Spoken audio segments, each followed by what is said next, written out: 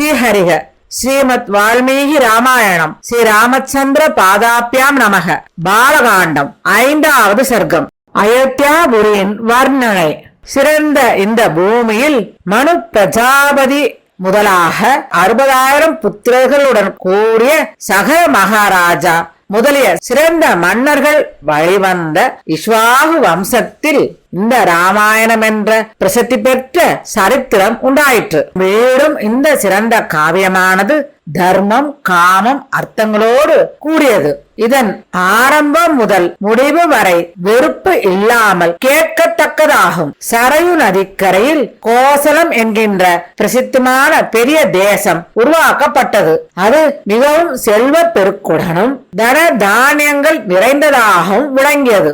சந்தோஷமிக்க மக்கள் அங்கு வாழ்ந்தார்கள். அந்த கோசல தேசத்தில் அயோத்தியா என்று உலக பிரசித்தமான நகரம் இருந்தது.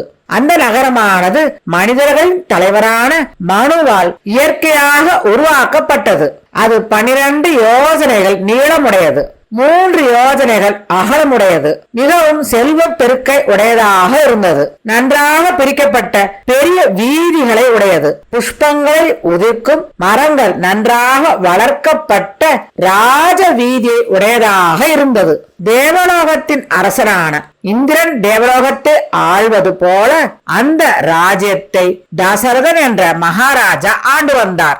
நகரத்தின் வெளியில் கோட்டைகளையும் அதை காக்கும் வாயில்களையும் உடையதாகவும், நன்றாக பிரிக்கப்பட்ட மத்திய பிரதேசத்தில் கடைகளை உடையதாகவும், எல்லாவித ஆயுதங்களை உடையதாகவும், எல்லா சித்திர வேலைக்காரர்களோடு கூடியதாகவும், மகாராஜாவை துதித்து பாடுபவர்களான சூதர்கள் நிறைந்ததாகவும், குல முறைகளை கூறி புகழ்ந்து அவரை உறக்கத்திலிருந்து எழுப்புகிறவர்களான மாகதர்கள் நிறைந்ததாகவும், சிறந்த செல்வத்தை உடையதும் ஒளியை உமிழும் கற்கள் பதிக்கப்பட்டதுமான உச்சியில் கொடிகள் அசைந்தாடும் பெரிய மாளிகைகள் உடையதாகவும், 100 சதக்னி என்கின்ற பீரங்கிகள் உடையதாகவும், பிரசித்தி பெற்ற ராஜ மார்க்கத்தை உடையதாகவும், நடனமாடுகின்ற பெண்கள் நடனம் பயிலும் நாட்டிய கூடங்கள் நிறைந்ததாகவும், அழகு மிகுந்த மலர் சோலைகளும் பழங்கள் நிறைந்த சோலைகளும் நிறைந்ததாகவும்,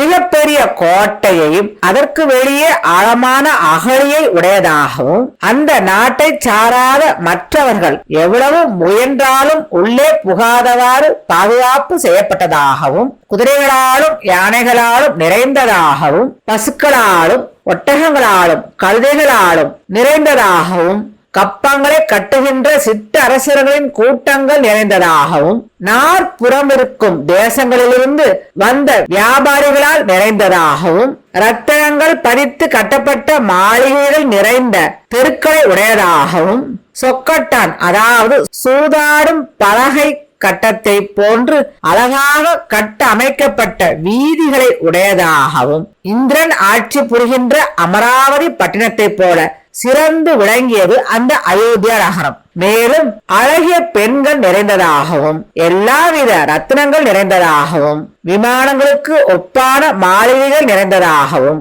மேலும் நெருக்கமான வீடுகள் நிரம்பியதாகவும், சம பூமியில் கட்டப்பட்டதாகவும் அந்த நகரம் விளங்கியது.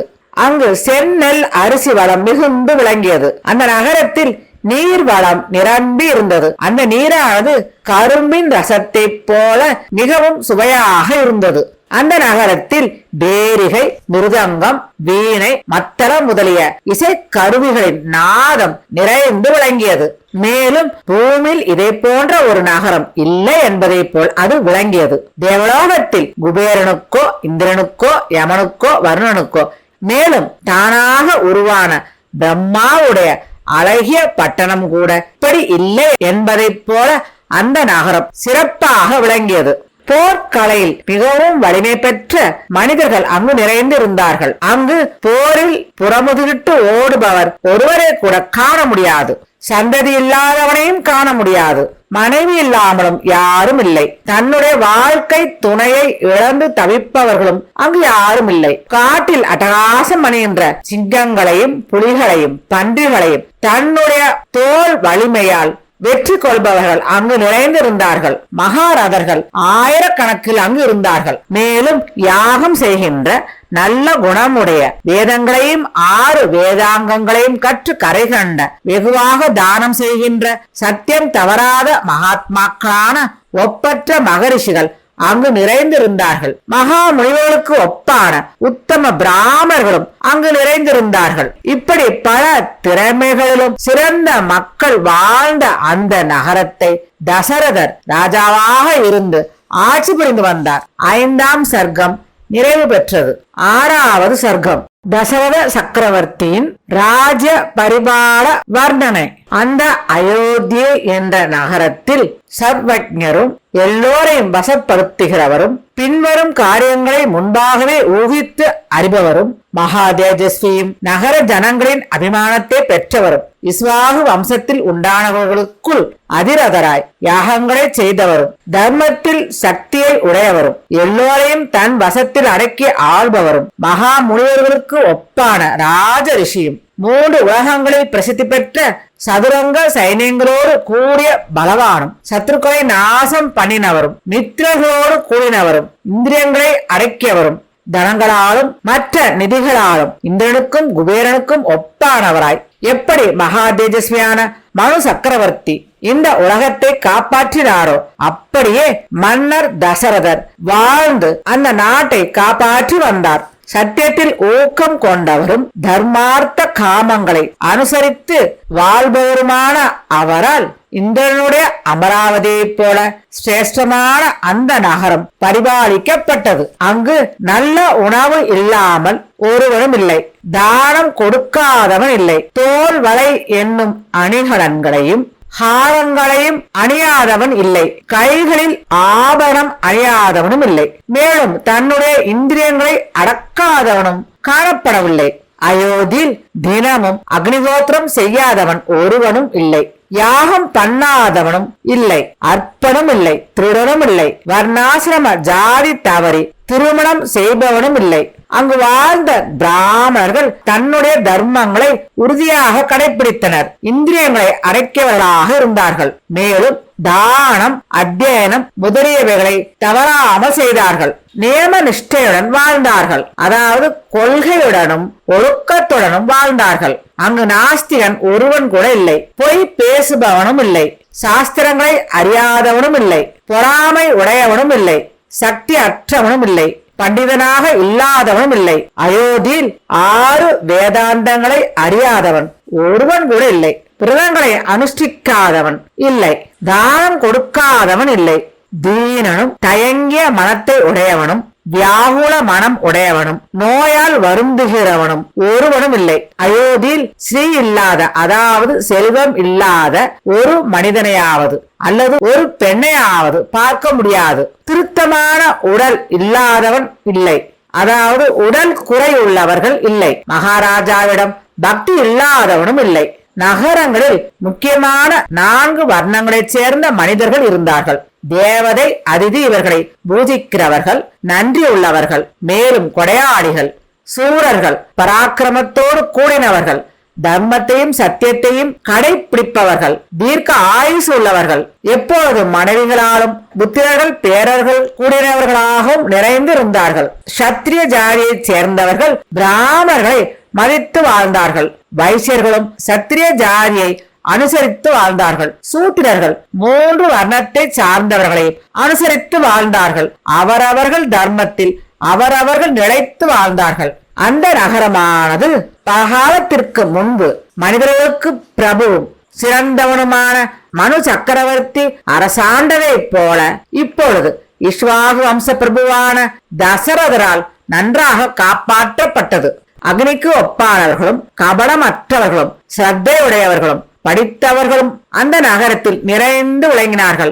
அது ஒரு குகையானது சிங்கங்களால் நிறைந்து விளங்கியதை போல் இருந்தது. காம்போஜ தேசத்திலும் பாகலீக தேசத்திலும் வனாயு தேசத்திலும் சிந்து தேசத்திலும் உண்டான இந்திரன் குதிரையான உச்சை சிரவம் என்ற குதிரையை போன்ற உத்தமமான சிறந்த குதிரைகளால் அந்த நகரம் நிறைந்து விளங்கிற்று. விந்திய மலையிலும் ஹிமவத் மலையிலும் உண்டான மிகவும் கொழுத்த மதநீர் வழியும் அதிக பலமுள்ள மலைகளுக்கு நிகரான யானைகள் அங்கு நிறைந்திருந்தது. ஐராவத குலத்தில் உண்டான யானைகளும் அங்கு நிறைய இருந்தது. புண்டரீகம் என்கின்ற திக் கஜத்தின் குலத்தில் உண்டானவைகளும் அஞ்சனத்தில் இருந்தும், அதாவது வருண திக் கஜத்தில் இருந்தும், வாமனத்தில் இருந்தும், அதாவது யம திக் கஜத்தில் இருந்தும் உண்டான யானைகள் அங்கு நிறைந்திருந்தது. பத்ர ஜாதி, மந்திர ஜாதி, மிருக ஜாதி முதலிய ஜாதிகளில் பிறந்த யானைகளும், இந்த ஜாதிகள் கலந்ததால் உண்டான யானைகளும், பத்ர மிருக ஜாதிகள் கலந்த உண்டான யானைகளும், பத்ர மந்திர ஜாதிகள் கலந்த உண்டான யானைகளும், மிருக மந்திர ஜாதிகளில் கலந்து உண்டான யானைகளும் எப்போதும் நன்றாக பருத்து கொழுத்து மலைகளுக்கு நிகராக விளங்கிய யானைகளாலும் அந்த நகரம் நிறைந்திருந்தது. தசரத ராஜா வசித்த அரண்மனையானது 2 யோசனை நீளமுடையதாகவும் மிகவும் பிரகாசத்தோடு விளங்கியது. மகா தேஜஸ்வியும் சிறந்த மகானுமான அந்த தசரத மன்னர் நட்சத்திரங்களுக்கு நடுவில் பிரகாசிக்கும் சந்திரனைப் போல தன்னுடைய சத்துருக்களை அடக்கி பிரகாசமாக ஜொலித்தார். திடமான வெளி வாயிலையும் சக்தி வாய்ந்த தாழ்பாலை உடைய விசித்திரமான வீடுகளால் நிறைந்து விளங்குகிறதும் மங்களகரமானதும் ஆயிரக்கணக்கான மனிதர்களால் நிறைவு பெற்றதும் பொருத்தமான பெயரை யதார்த்தமாக உடையதுமான அந்த அயோத்தியை என்ற நகரத்தை இந்திரனுக்கு நிகரான மகாராஜா ஆண்டு வந்தார். 6ஆம் சர்க்கம் நிறைவு பெற்றது. சர்க்கம் 7 மந்திரிகளுடைய வர்ணனை.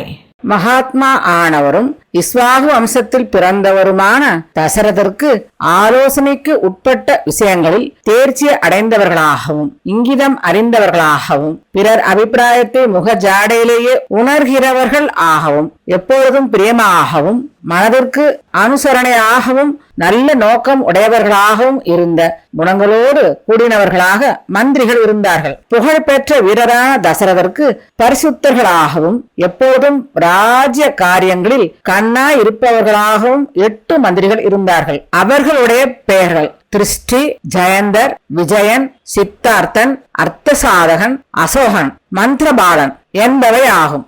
அவர்களுக்குள் சுமந்திரன் என்பவரும் பிரசித்தமாய் 8ஆவதாக இருந்தார். அப்படியே அவருக்கு இதர மந்திரிகள் 2 இருந்தார்கள்.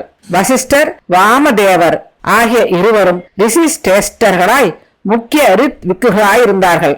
வித்வான்கள், வினயம் உள்ளவர்கள், மாணிகள், சாமர்த்தியசாலிகள், 5 புலன்களை அடக்கியவர்கள், ஸ்ரீயை உடையவர்கள். ஸ்ரீயை உடையவர்கள் என்றால் செல்வம் மிகுந்தவர்கள். செல்வம் என்றால் பொருட்செல்வம் மட்டுமல்ல, நவ செல்வங்கள் என்று குறிப்பிடப்படுகிறது.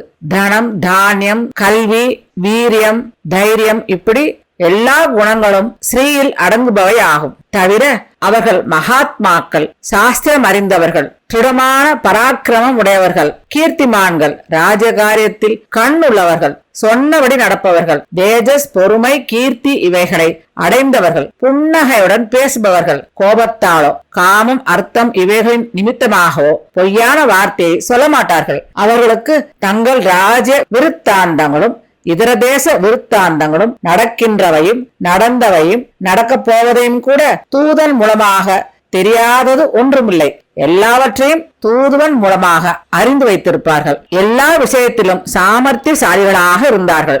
சுஹ்ருத் விஷயங்களில் சோதிக்கப்பட்டவர்கள், அதாவது அவர்களுடைய நண்பர்கள் யார் யார் என்பதை பற்றியும் சோதிக்கப்பட்டவர்கள். மந்திரிகளாய் இருப்பவர்களுடைய நண்பர்கள் எப்படிப்பட்டவர்கள் என்பதை அரசன் சோதித்து அறிந்திருப்பார். சமயம் ஏற்பட்ட போது குற்றத்துக்கு தக்க தண்டனையை தங்கள் புத்திரர்களாக இருந்தாலும் பட்சபாதமின்றி அதை நடைமுறைப்படுத்துபவர்கள். பொக்கிஷத்தை காப்பதிலும் சைன்யத்தை காப்பதிலும் தேர்ந்தவர்கள். ஒருவன் குற்றமற்றவன் என்பது தெரிந்துவிட்டால் அவன் சத்ருவாக, அதாவது விரோதியாக இருந்தாலும் அவனை தண்டிக்க மாட்டார்கள். மேலும் அவர்கள் வீரர்களாக இருந்தார்கள். அன்றியும் எப்போதும் உற்சாகம் உடையவர்கள், ராஜசாஸ்திரத்தை அனுஷ்டிக்கிறவர்கள், தேசத்தில் வசிக்கின்ற சாதுக்களுக்கு எப்பொழுதும் பாதுகாவலர்களாக இருந்தார்கள். அவர்கள் குரூரமான கட்டளையால் பிராமண ஜாதியையும் சத்திரிய ஜாதியையும் துன்புறுத்தாதவர்களாகவும் புருஷனுடைய பலாபலத்தை நன்கு ஆலோசித்து அவர்களிடமிருந்து வரியை வாங்கி பொக்கிஷத்தை நிறைத்தார்கள். ஒருமைப்பட்ட மனம் உள்ளவர்களும் பரிசுத்தர்களும் பாரபட்சம் பார்க்காதவர்களாகவும் இருந்தார்கள்.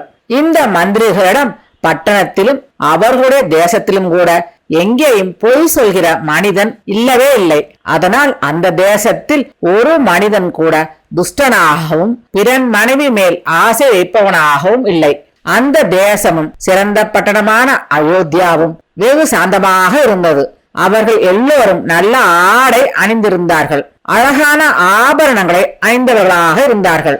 மேலும் நல்லொழுக்கம் உள்ளவர்களாகவும் மகாராஜாவினுடைய நன்மையின் பொருட்டு கண்ணின் மணி போல நீதியை மிகவும் விழிப்புடன் பாதுகாத்து வந்தார்கள். தன்னுடைய குருவினிடத்திலிருந்து அவருடைய நல்ல குணத்தை மட்டும் எடுத்துக்கொள்பவர்களாக இருந்தார்கள். மேலும் பராக்கிரமத்தில் பிரசித்தர்களாக இருந்தார்கள்.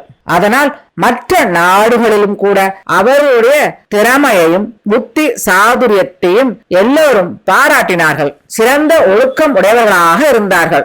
தன்னுடைய யோகிதையை பற்றி கர்வம் அடையாதவர்களாக இருந்தார்கள். சந்தியாகாலத்தை பற்றியும் இறைவனுடைய விக்கிரகத்தை பற்றியும் உண்மையை அறிந்தவர்களாக இருந்தார்கள். சர்வ சாஸ்திரங்களிலும் நிபுணர்களாக இருந்தார்கள். ரகசியமாக செய்யப்படும் மந்திர ஆலோசனையை வெளியிடாமல் இருப்பதில் தேர்ந்தவர்களாக இருந்தார்கள். மிகவும் நுணுக்கமான ஆலோசனை விஷயங்களில் சமர்த்தர்களாக இருந்தார்கள். நீதி சாஸ்திரங்களுடைய விசேஷங்களை அறிந்தவர்கள். எப்போதும் அனுகூலமாக பேசுகிறவர்கள். இப்படிப்பட்ட சத் குணங்களோடு கூடின அந்த மந்திரிகளோடும் பாவம் செய்வதில் அதிக பயம் கொண்டவராக வாழ்ந்த தசரத மன்னர் பூமியை ஆண்டார். அவர் தூதன் மூலம் விஷயங்களை தெரிந்து கொள்பவராகவும் தர்மத்தோடு பிரஜைகளை சந்தோஷமாக வைத்துக் கொள்பவராகவும் பிரஜைகளை காப்பாற்றுவதில் திறமை உடையவராகவும் அதர்ம செயல்களை தன்னுடைய நாட்டில் இருந்து நீக்குபவராகவும் 3 உலகங்களிலும் புகழ் பெற்றவராகவும் கொடையாளியாகவும்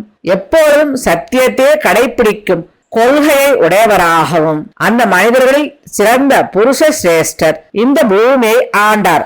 அவர் தன்னுடைய விரோதியை தனக்கு மேலாகவோ தனக்கு சமமாகவோ அவர் பார்க்கவில்லை. அதிகமான நண்பர்களை உடையவராகவும் தன்னை வணங்கும் சிற்றரசர்களை அதிகமாக கொண்டிருப்பவராகவும் இருந்தார். தன்னுடைய படைபலத்தாலும் தன்னுடைய புகழினாலும் அதிகமான பகைவர்களை வீழ்த்தியவராக விளங்கினார். இப்படிப்பட்ட அந்த மகாராஜா தேவலோகத்தை இந்திரன் ஆழ்வதை போல இந்த பூலோகத்தை ஆட்சி புரிந்தார். மந்திராலோசனை ஹிதம் இவைகளில் சிறந்தவர்களாகவும் பிரீதி உடையவர்களும் புத்திமான்களும் சமர்த்தர்களுமான அந்த மந்திரிகளால் சூழப்பட்ட தசரத மகாராஜா தேஜோமயமான கரணங்களால் அமைய பெற்றவராய் உதித்த சூரியன் போல் காந்தியை அடைந்தார். அதாவது புகழ் ஒளியுடன் சிறப்புற்று ஆட்சி புரிந்து வந்தார். 7வது சர்க்கம் முற்றிற்று.